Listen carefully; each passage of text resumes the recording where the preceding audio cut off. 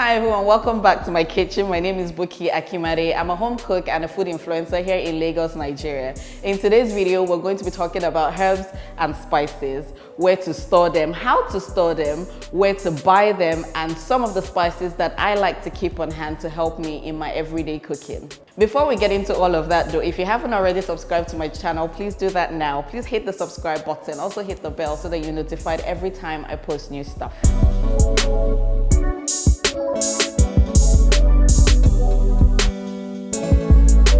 Before we delve into all of the details though, here's something for you to remember. Herbs and spices are mostly plant material, sometimes roots, that we use to flavor our food. They add so much flavor to our food. They give it that nice aroma that we smell when we walk into people's homes or when we walk into restaurants. They're also good for your body. Apart from the smell and the taste, they're actually really good for your body. They have so many nutrients and so many wonderful things that they do to our body. For any of these spices, you can just read up about them and see the amazing things that they do. So never ever cook without one or two herbs or one or two spices. Apart from the taste, you'll also be missing out on the many benefits that they do for your body.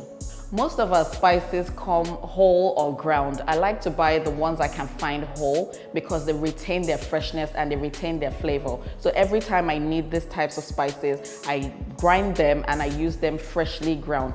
They have better flavor when they're freshly ground and they have better aroma, and also they last even longer when you buy the whole seeds. They can last up to a year, sometimes even more. If you buy the already ground spices, their shelf life is mostly 3 to 6 months, assuming they can even last that long, and sometimes they even lose flavor and they lose potency. So you want to get the whole seeds where possible. I mostly buy my spices from the supermarkets. Most supermarkets have a wide range of spices. If you can't find them in the supermarkets, if you have Amazon, you can buy from Amazon. If you're abroad, Amazon is a good place to buy your herbs and spices, and you can even get the whole ones and you can buy in bulk. Buy them in bulk and keep them. They last a really, really long time and you can grind them as you need them. Amazon is a good place, and your neighborhood supermarket would also stock most of these herbs and most of these spices. So they're readily available in almost every supermarket you walk into. It's best to store your herbs and spices away from direct sunlight, from heat, and away from moisture in glass jars like this one. I actually like these ones because it's aesthetically pleasing. It's just easy for me to see what is in each glass, and I just really like the way it looks on this bamboo rack. This is where I keep the rest of my spices that don't go in the spice jar, the leftover, or when I buy them in bulk, I put the rest here. So here's my curry powder, my dry thyme, mixed herbs. This is my cinnamon, pink salt, onion powder. Just the things that don't fit in the jar, I keep the rest here. And some of the other spices that I didn't mention in this list, I put in this basket. My first one is salt, and yes, I know technically salt is not a spice and it's not a herb. It's a mineral actually, but I wanted to talk about salt because salt is very important in cooking. You have to use salt in all of your cooking, even if it's in a tiny quantity, because salt enhances the taste of the food that we cook. I know some people don't like to eat salt because of, health reasons, and that's fine. However, it's important to know that salt enhances the taste of our food. And if you don't have a medical reason why you shouldn't eat salt, I think you should flavor your food with just a little salt to enhance the taste. Next is garlic powder, and I wasn't going to add this to the list because I'd rather use the fresh garlic, but if you don't have access to fresh garlic, garlic powder is another good one. It really gives good flavor, good aroma to your food. I use it in pastas, I use it in sauces, I use it to marinate chicken, fish, and those types of things. It's really important, but always go for the fresh one if you can get the fresh one. Otherwise, garlic powder is good. Next is one of my all-time favorites, onion powder. I really like the taste and the flavor of onion powder. I put it in almost everything to cook my meat, to flavor my sauces, my rice dishes, pasta dishes, those types of things. It goes in almost everything apart from my African soups. Onion powder, I really love, and I think it's one of the things that you should have in your spice cabinet. Next is white pepper. I actually found white peppercorns at the store one time, and I bought the seeds and I ground them, but that's been the only time I've been able to get white peppercorn seeds. Otherwise, I just buy the white pepper in the already ground sachet and then I come and refill my bottle. White pepper I use in fried rice, I use to cook my meats, and I use in some pasta dishes. The smell is just fantastic when it's freshly ground. I just ground this one this morning and it still smells really, really good. This one is not on my top 10, but I like to have it sometimes. Next is curry powder. To be honest with you, I haven't used curry powder in a while. I've started to move away from curry powder because I think I've used it just way too long, way too often in way too many dishes, and that flavor is starting to stick, and I'm trying to do without curry powder. I haven't used it in at least 6 months. Turmeric is a good alternative and it's also on this list, but curry powder otherwise is good, and it's even perfect in jollof rice. There's no Nigerian jollof rice without curry powder. If you want to add curry powder to your list, it's a good spice to have, but I'm doing away with it just for a while. Next on my list is chili pepper and Cameroon pepper. This one, chili pepper, we sometimes call dry pepper or atagungun where I'm from. These are 2 dry ground pepper variants that is good to have. Now I use them interchangeably because they have slightly different flavors. This one is actually more spicy. Cameroon pepper is actually more spicy, and I use it in things like pepper soup, in Nigerian soups. This one I can do without. I use in marinades, and you know, I don't really use this. I just go for this instead, or I use fresh pepper. But I think the 2 spices to have, or you can just have one or the other. If you like peppery food, you need to have one or both of this, or chili flakes, which is not as spicy, but that will do if you can get one of these ones. Next is dried thyme. Again, I would rather use the fresh one because I find it readily available at ShopRite, and they're actually really cheap. They sell a pack of quite a few sprigs for 300 naira or something like, or 200 naira, something like that. So I'd rather use the fresh one when I can find it, but if you can, dried thyme is good. I use it in pasta dishes again. I use it in jollof rice. I use it to cook my meats, goat meat, beef and chicken and things like that. I think it's a really good, flavorful and aromatic spice to have in your spice cabinet. Next is chicken seasoning. There are a few variants to this. There's also the beef, the shrimp, the fish and whatnot, but this type of seasoning, bouillon, is also great to have.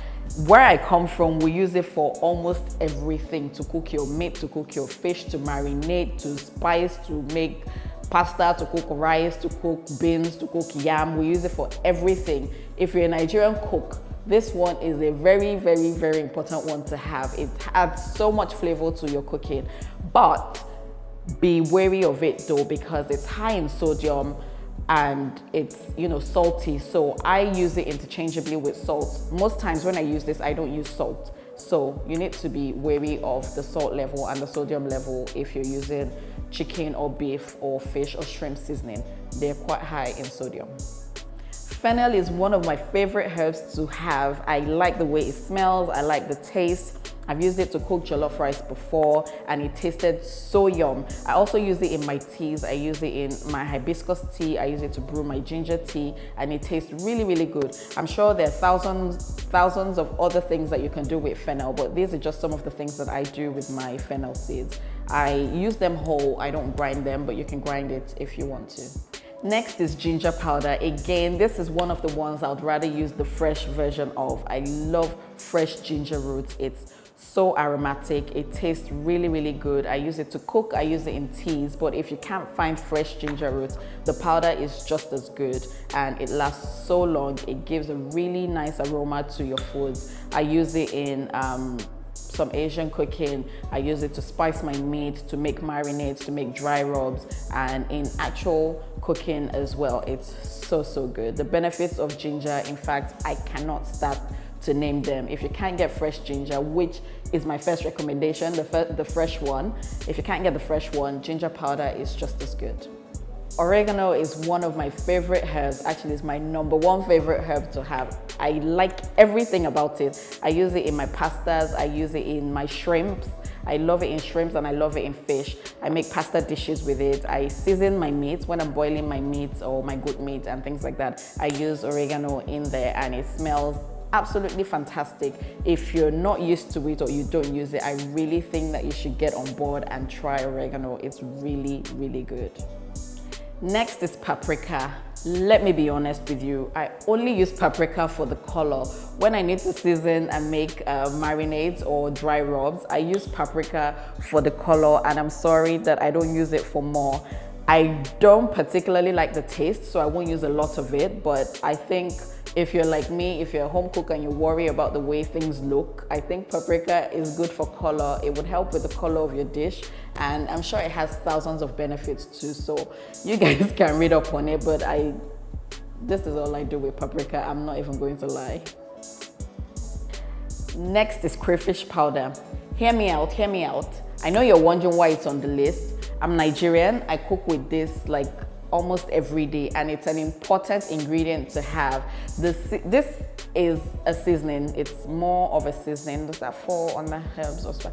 I don't know, but this is ground crawfish. Some people call it crawfish, we call it crayfish. This is the crayfish. This is how I buy it, and I have to pick out because it comes with a lot of dust and dirt and stuff, so I have to pick it out sometimes before I grind it, but this is what it looks like, and I keep this in the bag in my freezer, and then I just grind it as I go. If you're making soup and you don't include crayfish powder, that soup is not of African origin. You need crayfish powder in your cooking, which is why I've included it on this list. If you're Nigerian or if you're African, you need to get one of this. I buy the fish, the dry fish, I freeze them, and then I just grind them as I go. I also put it in my pepper soup. It gives a really nice flavor to those types of dishes, African soups and pepper soups and that type of thing. Oh, I use it in yam porridge also. Porridge dishes, you need ground crayfish too. I love it. I really, really, really love it, and I think you should try it if you don't already know what this is, and if you don't already use it, it's something you want to try. Next is stockfish. Hear me out again. This one is really important in Nigerian cooking, and some people may not agree, and that's fine. However, I like to buy stockfish and flake it like this, and then I grind it in my dry mill and I put it in a jar and store it, and I use that seasoning in my soups, only in soups. So I use my stockfish powder only in soups. It also acts as a thickener. When you put it in your soup, it can often thicken your soup, so you need to watch the quantity, and I must warn you that the smell is not the best smell, but we live with it. I just do my simmer pot when I cook with stockfish, but it's a really flavorful condiment I think that everyone should use in their soups. Next is nutmeg. I love, love, love nutmeg. It's so warm, it's so spicy, the aroma is just really, really good. I love nutmeg a lot. I use it in my jollof rice, I use it in my tapioca, I use it in oatmeal sometimes. It just gives this warm flavor, warm spice. I don't know what to compare it with, but I like to buy the whole nutmeg because I will never buy the ground nutmeg. I feel like it doesn't have any flavor as far as I'm concerned, so I'd rather buy the seeds and then I just grate it as I need it. It's one of my favorite spices and I never run out. I've had this bag for over a year now. I think there was 100 seeds in it that I bought while I was away. I bought it on Amazon. I think there were 100 seeds in it, and I've had it for over a year now, and nothing happens to it because it's whole. That's one of the benefits of buying whole seeds. They last a really, really long time, and I just grate it when I need it. Next, we have cloves. I like to have cloves. I use it in my teas. I use it for hibiscus tea, and I use it to make zobo drinks. I think honestly, those are the only things I do with my cloves, but I love to have it. It's really medicinal, and my mom likes to soak it in water and give my kids the water. She says it helps with deworming and things like that. I don't know how true that is or if it works, but she says it's tried and trusted, so I just let her do it, and the kids don't complain, so I'm okay with it. Next is cumin. I like cumin in my fish especially. I buy the ground one just like this, and I use it in my marinades, mostly in my marinades for fish and maybe lamb. I use ground cumin. Here's parsley. I use parsley mostly in my pasta dishes, and that is really all that I use it for. This is dry parsley. I think I like the way it looks and the way it tastes. I don't really like fresh parsley. You can get the fresh one in ShopRite if you want. I don't really fancy the fresh one, so I just stick to the dried one in my pasta dishes. Turmeric, they say, is the king of spices, and I have to agree.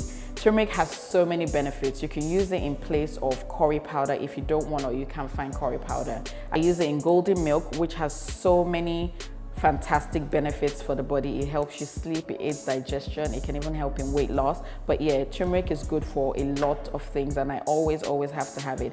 I use it for my face mask too. Apart from just cooking, I use turmeric in my face mask, in my body scrubs. It's just fantastic. Although it stains, it can leave a really bad stain on your counter or on your clothes or even on your fingers. So be careful about turmeric, otherwise it's a really good spice to have. Very flavorful and very aromatic. Another herb you should consider keeping in your spice cabinet is bay leaf.